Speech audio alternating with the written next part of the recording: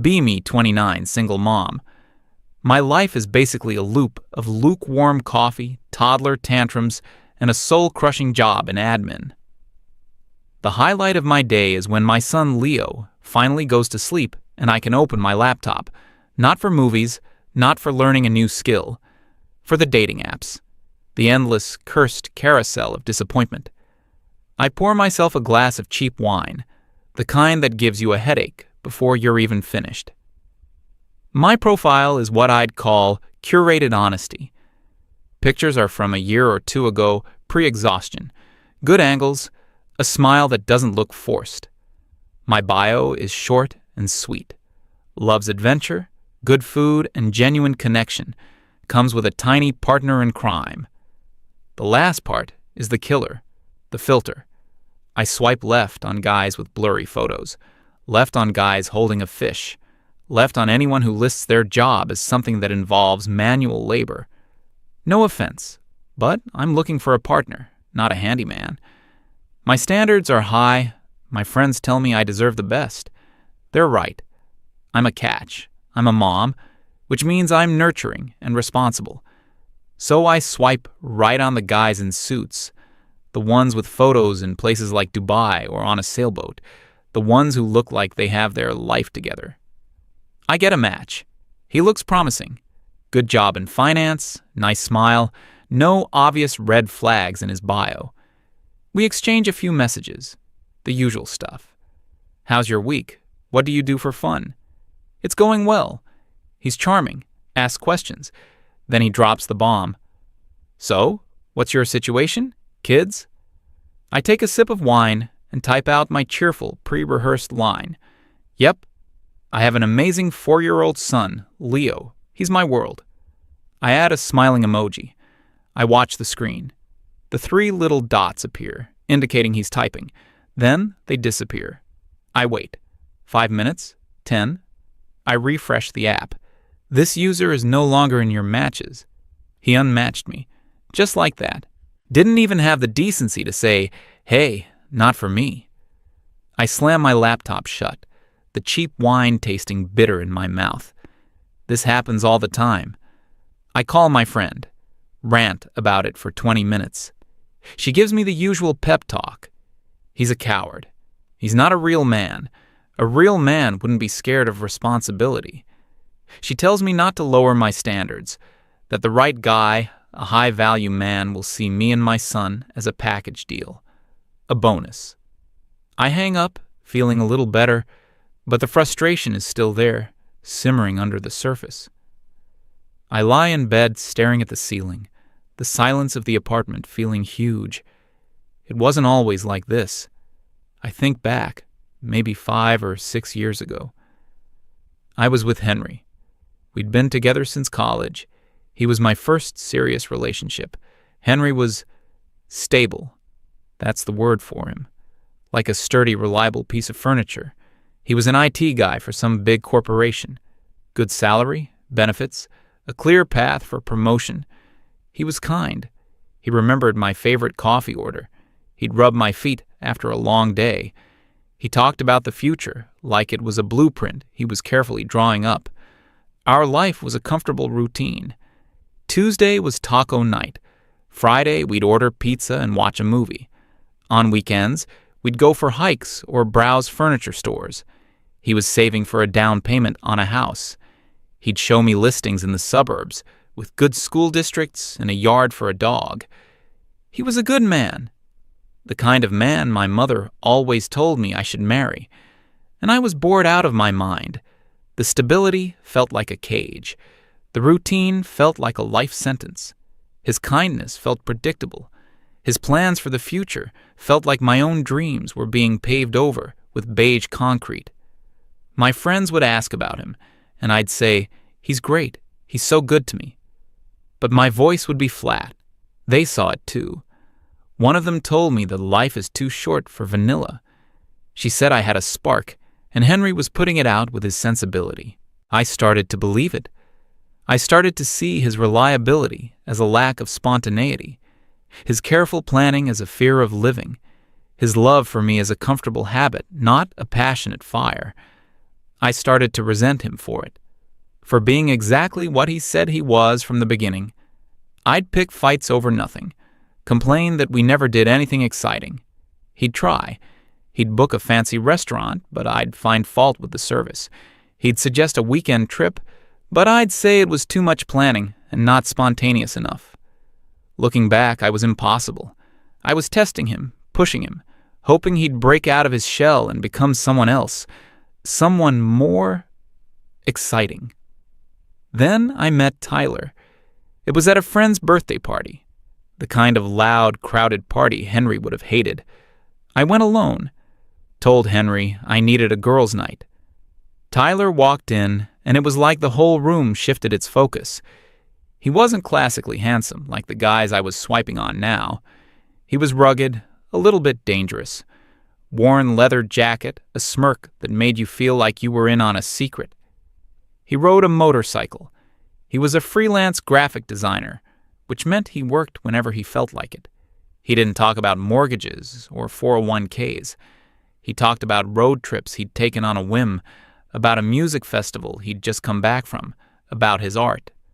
He zeroed in on me, told me I had a wild look in my eyes, that I didn't belong in the quiet life he could sense I was living. He made me feel seen. He made me feel special. It was the spark, the fire, the exact opposite of Henry. We started talking. Secretly at first. Texts late at night when Henry was asleep beside me. I felt alive. Guilty, but alive. The guilt faded pretty quickly, replaced by a feeling of entitlement. I deserved this excitement. I was too young to settle down into a life of suburban predictability.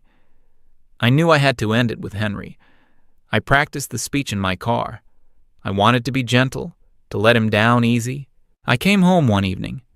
He was in the kitchen, making his signature lasagna for dinner, our Tuesday night routine. The smell of it, the comfortable domesticity, it suddenly made me feel sick. I told him we needed to talk. We sat on the couch, the one we'd spent weeks picking out together. I gave him the cliches. It's not you, it's me. I need to find myself. I feel like I'm losing who I am. He just listened. His face was calm, unreadable. I was expecting yelling, crying, begging. I got nothing. It was unnerving. His silence was louder than any argument. All he said when I was finished was, "Okay." Just, "Okay." Then he asked if I'd met someone else. I lied, of course, said it had nothing to do with anyone else. He nodded slowly, like he didn't believe me, but didn't have the energy to call me out on it. He said, "I thought what we had was real. I guess I was wrong. I hope you find whatever it is you're looking for, Kim." He got up, went into the bedroom, and started packing a bag. No drama, no raised voice. His calmness was infuriating. It felt like a judgment, like he was above the messy emotions I was feeling. It was a form of toxic masculinity, I decided later. That inability to show vulnerability. He was gone within the hour. The apartment felt huge and empty. For about a day, I felt a pang of regret. Then I called Tyler, and he came over on his motorcycle, and the regret was gone, burned away by the thrill of the new. The first few months with Tyler were a blur. It was everything I thought I wanted. We'd decide to drive to the coast at 2 a.m. just to watch the sunrise. We'd spend weekends in cheap motels in towns we'd never heard of. He introduced me to new music, new friends, a new way of living that had no rules. It was chaotic and passionate. He'd tell me I was the most beautiful woman he'd ever seen, that I'd saved him from a boring life. I was living in the movie I always wanted to star in. But movies end. I started to notice the cracks. His freelance work was inconsistent at best. Some weeks he was flush with cash. Others he was borrowing money from me for rent. His spontaneity started to look like irresponsibility. He'd forget plans we'd made. He'd disappear for a day or two, then show up with a lame excuse and a charming smile that made me forget I was angry. The road trips were fun, but our apartment was a mess. bills were piling up. I was the one making sure we had food in the fridge, that the electricity didn't get shut off. I was becoming the stable one, the role I'd run away from. I tried talking to him about it, about the future. He'd just laugh it off. Tell me to stop being so serious, to live in the moment.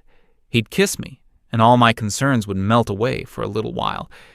He accused me of trying to box him in, just like the boring people he'd always avoided. I started to feel anxious.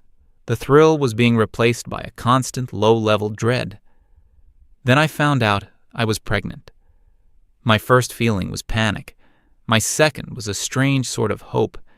This would fix it. This would be the thing that made him grow up. A baby would ground him, give him the purpose he was missing. We could be a family. A cool family, not a boring one like the one I would have had with Henry. I bought a little pair of baby shoes and put the positive pregnancy test in the box.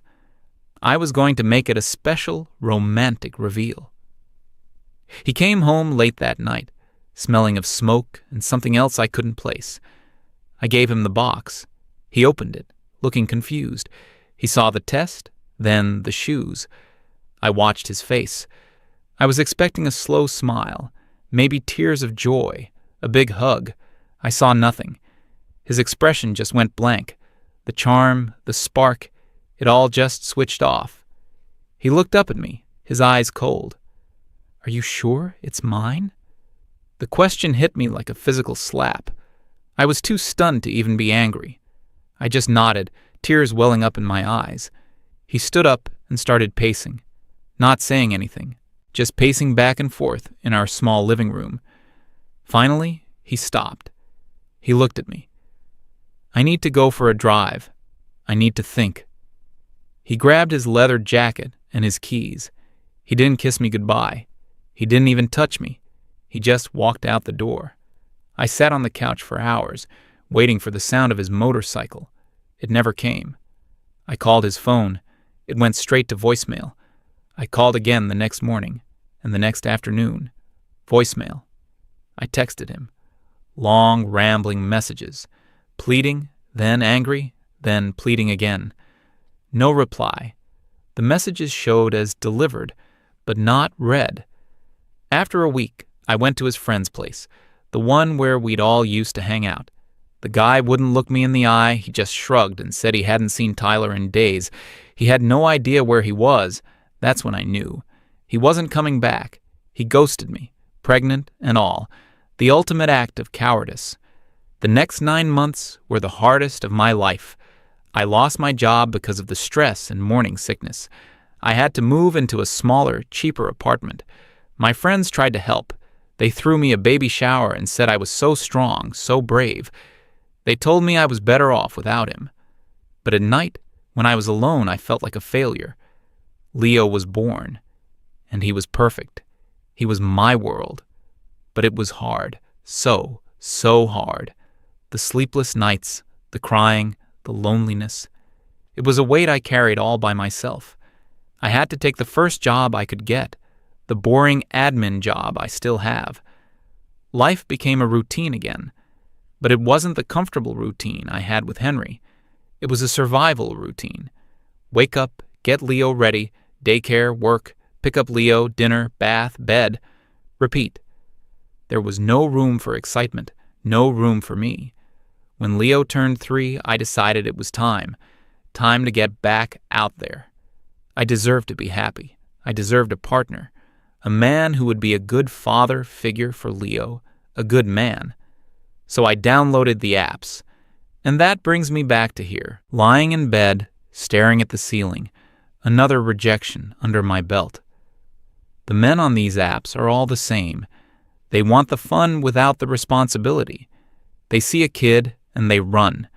They're all just different versions of Tyler, terrified of commitment.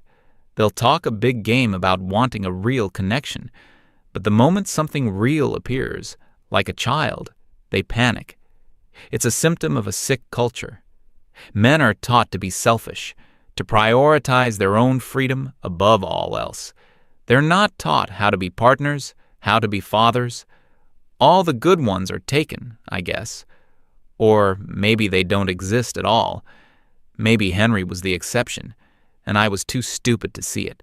No, I can't think like that. The problem isn't me. It's them. It has to be. My friends say so. I just have to keep trying. The right man is out there. A man who is successful and mature and won't be intimidated by a strong single mom. I just have to find him. I eventually fall asleep and dream of a faceless man in a suit who smiles at both me and Leo. The next few months are a blur of the same thing. Wake up, work, Leo, dating apps, sleep, repeat. I get a few dates. They're all duds. There's the guy who spends the entire dinner talking about his crypto investments. He barely asks me a single question. When the bill comes, he pulls out his phone and starts calculating my exact share, down to the cent. I go on a date with another guy who seems nice, a bit quiet, but polite. We're having coffee, and it's going okay. Then I mention Leo. I try to be casual about it, telling a funny story about something he said. The guy's face just changes. It's not disgust. It's just a shudder coming down. He finishes his coffee quickly and says he has an early start the next day. I get the "had a great time, but I don't feel a connection" text before I'm even home. My friends keep telling me I'm dodging bullets, that these men are just revealing their true colors early. They say I'm strong and independent, and any man should be lucky to have me. I start to feel less like a catch and more like an item on a clearance rack that everyone inspects, but no one wants to buy. My frustration grows. It starts to curdle into real, bitter anger. I'm doing everything by myself, working, parenting, trying to maintain a household, and all these men out there with their easy lives and disposable incomes, they have the audacity to see me as a burden. The injustice of it all feels overwhelming some nights. One evening, after another particularly bad week, my friend suggests something new. She says maybe my standards are a little too high. Not that I should settle for a loser, but maybe I'm overlooking good, solid guys just because they don't have a six-figure salary. I resist at first. Why should I have to lower my standards? I'm not the one with the problem. But I'm tired, so tired of the rejection. So I agree. I change my filters on the app. I match with a guy who's a plumber. His profile pictures are of him with his dog and on a fishing trip, the kind of guy I'd normally swipe left on without a second thought. But he's nice. His messages are respectful and spelled correctly. He asks me out for a casual dinner at a local pub. I go. He's fine. He's not unattractive, but there's no spark. He talks about his work, about fixing pipes and dealing with customers. He asks about Leo. When I tell him I'm a single mom, he doesn't flinch. He says he thinks that's really admirable, that it takes a lot of strength. He even says he likes kids and hopes to have his own one day. On paper, he's ticking all the boxes. He's a good man. He's not intimidated. And all I can think is, I'm bored. This feels so familiar. This comfortable, predictable conversation. It feels like Henry. I listen to him talk about his plans to maybe buy his own truck in a few years, and a cold wave of dread washes over me. This is what I ran from. This safe, sensible, boring life. I can't go back to it. I can't. I make an excuse about having to get home to the babysitter. He walks me to my car. He's a perfect gentleman. He says he'd really like to see me again. I give him a weak smile and say I'll text him. I don't. I ghost him. I become the person I hate. I delete his number the next day, feeling a mix of guilt and relief. My friend asks how it went. I lie and say he was weird. I can't admit the truth, that the good guy wasn't good enough for me, that I found him dull. It would make me the villain of my own story. The financial pressure starts getting worse. Leo needs new shoes. The rent is going up. My car starts making a sound that I know is going to be expensive. I pick up some extra hours at work, which means paying more for daycare. I feel like I'm running on a treadmill, getting more exhausted but staying in the same place. My search for a partner starts to feel less like a desire and more like a desperate need. I'm not just looking for love. I'm looking for a teammate, a backup, someone to help carry the load. This realization makes me feel cheap, ashamed. But it's the truth. The loneliness is crushing. It's not just about not having a partner to watch movies with. It's about having no one to call when the car breaks down, no one to split the bills with, no one to be the other adult in the house when Leo has a fever at 3 a.m. I feel completely, utterly on my own, and I start to wonder if I'll be alone forever. This thought is the scariest of all. It's a Saturday, a particularly bad Saturday. The month is almost over, and my bank account is dangerously low. I spent the morning arguing with my landlord on the phone about a leak in the bathroom. Leo has been in a mood all day, crying, throwing his toys, refusing to eat his lunch. I'm exhausted. My head is pounding, but we're out of milk and bread, so I have to drag myself and my cranky toddler to the supermarket. The place is packed, carts everywhere, people blocking the aisles, fluorescent lights buzzing overhead. It's sensory overload. Leo is immediately overstimulated. He starts whining for a candy bar at the checkout aisle. I say no. That sets him off. He starts crying. Not just little whimpers, but a full-blown, ear-piercing scream. People are staring. I can feel their eyes on me. The judgment. Can't she control her kid? I try to soothe him, but he's inconsolable. I grab a cart that has a wobbly, squeaking wheel and push it deeper into the store, trying to escape the attention. My face is hot with embarrassment. I just want to get what I need and get out. I'm in the produce section, trying to find the cheapest bags of apples. My cart is already a depressing collection of store-brand pasta, generic cereal, and bread. Leo is still crying in the cart seat, his face red and blotchy. I'm trying to tune him out, focusing on the prices, when I hear a familiar laugh. It's a light, happy sound. I look up, and my heart stops. It's Henry. He's standing a few feet away by the avocados. He looks different, really different. He's not the slightly soft, comfortably dressed guy I remember. He's leaner. He's wearing a nice fitted shirt and dark jeans. He stands taller, with a confidence I've never seen in him before. He looks good, really good, successful, and he's not alone. Beside him is a woman. She's beautiful in a natural, effortless way. No heavy makeup, just a genuine smile. She's laughing at something he just said, and she puts her hand on his arm in a way that is so easy and familiar. They look so happy. It radiates off them. He turns, and his eyes meet mine. The recognition is instant, but his expression doesn't change. There's no anger, no sadness, no shock. Just a polite, distant acknowledgement, like he's seeing a former coworker he barely remembers. He gives me a short, tight nod. Kim. My voice is stuck in my throat. I manage to push out a weak, Henry. Hi. He glances at the woman next to him, who is looking at me with polite curiosity. This is my fiancée, he says. His voice is flat, matter of fact, fiancée. The word hangs in the air between us. The woman gives me a small, friendly smile. I can't even manage one in return. At that exact moment, Leo decides to escalate his tantrum, letting out a shriek that makes a nearby shopper jump. Henry's gaze drifts down to Leo in my cart. He looks at my son, the son of the exciting man I left him for. He looks at his red, screaming face. Then his eyes move to my shopping cart, filled with cheap, sad-looking groceries. Then he looks back at me. And in his eyes, I see nothing. Not pity, not smugness, just nothing. An empty space where all our history used to be.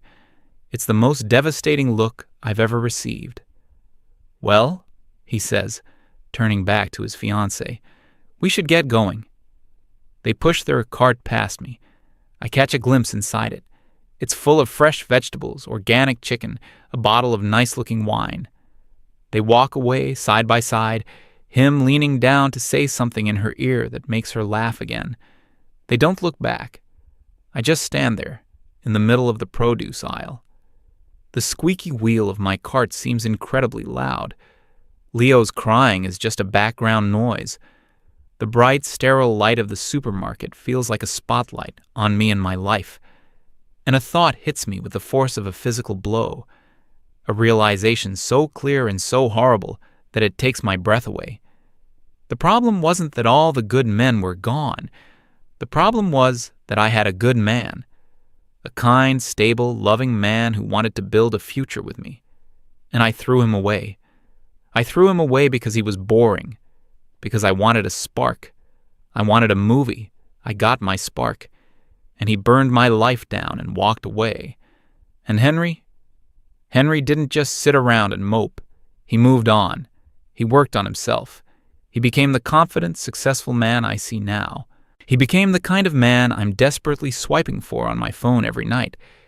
He found someone who appreciated his stability, someone who saw his kindness not as a weakness, but as a strength. I'm looking for a man to save me from the consequences of leaving a man like him. The irony is so thick, I feel like I'm choking on it. I'm standing here with the son of my exciting choice, and I can't afford the good apples. He's standing there with his future wife, the woman who got the upgraded version of the man I discarded. I didn't dodge a bullet. I was the bullet. And I shot myself right in the foot. The high-value man I've been looking for doesn't want a package deal from a past mistake. He wants a partner who chose him from the start. There are good men out there. They just don't want me. And I finally understand why.